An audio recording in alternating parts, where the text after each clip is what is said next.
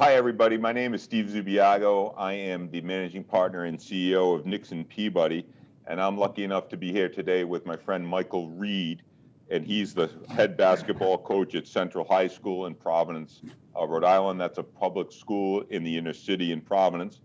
Mike and I have been friends for most of my life. We met in 7th grade and went to high school together, where we got educated and played basketball and had a lot of fun.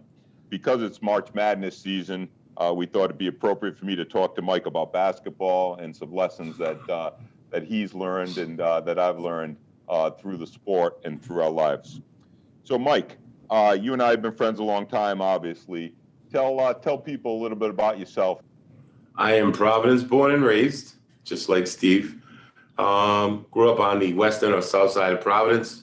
We met in 7th grade, so fortunate enough to go to middle school near each other. And, athletics always brings people together, so we were able to meet on the court. Steve was the best of the best in 7th and 8th grade, so I was just trying to keep up at that time.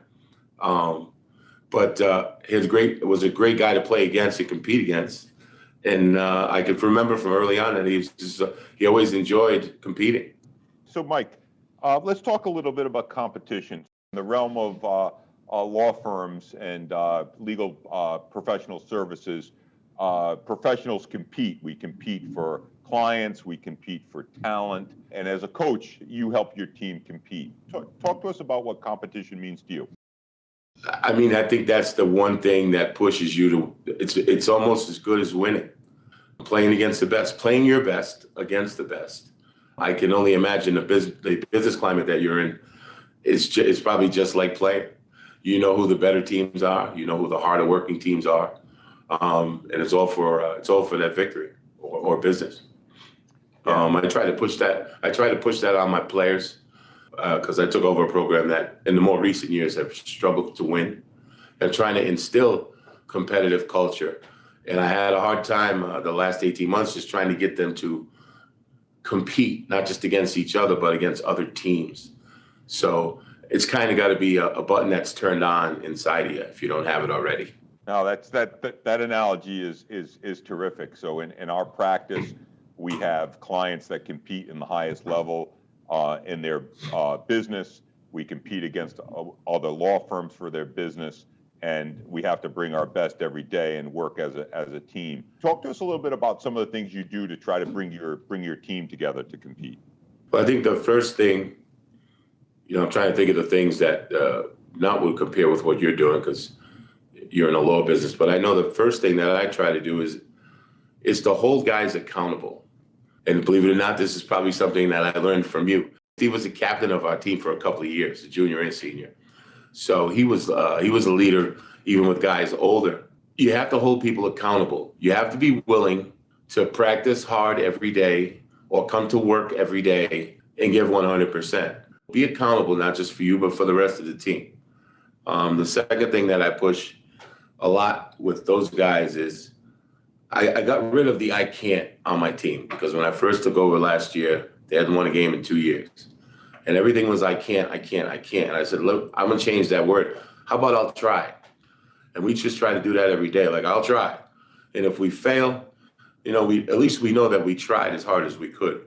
So I think accountability and a change in the mindset are probably the two biggest things I try to stress with my team as I'm trying to build a program over there. When you talk to people about trying to turn their weaknesses into strengths, how do you have athletes do that? Well, first of all, we acknowledging first that we all have weaknesses, because some people don't think they do. And then teaching people how to take the criticism that comes with the job of being CEO, coach, athletic director, manager. People have to take that criticism as positive. Nobody wants to hear what they're not good at. But if there's a way to work through that and get better at it, then and that's hard for kids that age, or that's hard for a professional who's always had success to find out that they can be better. And it becomes a mindset. But you got to always push that, and you got to always understand that, like I say it every day as a coach, I can do a better job. You can always get better. I give you an anecdote from coaching. I always tell guys on my team, if I'm yelling at you or if I'm always on you, that's a good thing. Because the minute I stop yelling and talking to you, you're never playing. So, so criticism's good. That means I care, I guess, is what I'm saying. Or I'm trying to help you get better. Right. So no, that's a good message for us to bring as we're developing associates in our firm. They're all high performing. They've all had a certain level of success, but to get to the next level, often they have to be continuing to improve, and having a way to make them understand that and then be motivated to improve and get the proper coaching, as you describe, is important. So give us some advice about developing teams and ensuring that the team has good teamwork and really collaborates together. Sure.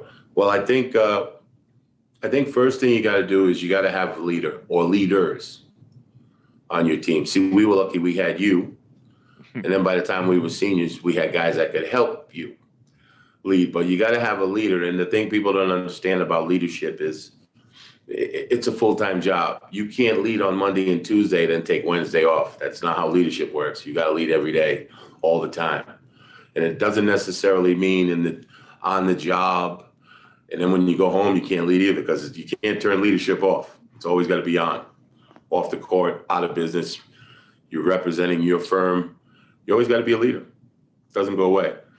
Number two, you have to all be going in the same direction. So I tell my guys all the time, would I like you to stay on the team? Absolutely. Do we need you? No. Because if you're not going in the right direction that we're going in, then we don't need you. We're going to go that way anyway. So we'd like to have you, but we don't need you to win, because we're going to win anyway. And it's getting everybody going in the same direction. And being successful in business or winning kind of changes those people that are going the other way. Because you can only, if we're winning or we're being really successful, you can only go that way, opposite, for so long before you stick out. And then you become a hindrance, and then that's another decision that somebody else makes. So before we go to the rapid fire questions, I just want to make clear to the audience, I'm talking with Michael Reed, the head basketball coach at Central High School. And Michael's resume is he's a two-time high school all-state basketball player, scholarship recipient to Bryan College, where he played for 4 years and was a leader of the team, and then has had his career in coaching, and battled a very serious kidney disease and come through that with flying colors, and still having an influence on people's lives. So that's Mike Reed we're speaking with. So Mike, to the rapid fire questions. Here you go. Let's go. What was your first job? I was a convenience store bag person for a summer when I was 16. I was pretty good at it too, Steve. I bet you were. I bet you were the best. What's one thing you can't live without? Well, I'm going to split it down the middle. There's two things. Friends. Yeah. Basketball. Yeah. Friends and basketball. I wouldn't want to do either one of things without it. No, that's been your life. I can affirm that. And that on basketball, so we're entering March Madness. I know you've been watching this year. Who do you like? I think you got to pick Gonzaga in one bracket. They haven't lost yet, so that helps their cause. I like Baylor as another number one seed. I think everybody's got those two teams. A couple of weeks ago, I would have said Villanova, but not so much now. So I'm going to say keep an eye on Kansas as the sleeper, playing very good this year at this time of year. And there's always one team that you just don't know what's going on, and that was Loyola of Chicago, who was in the tournament a couple of years ago. I just like the way they played. Yeah.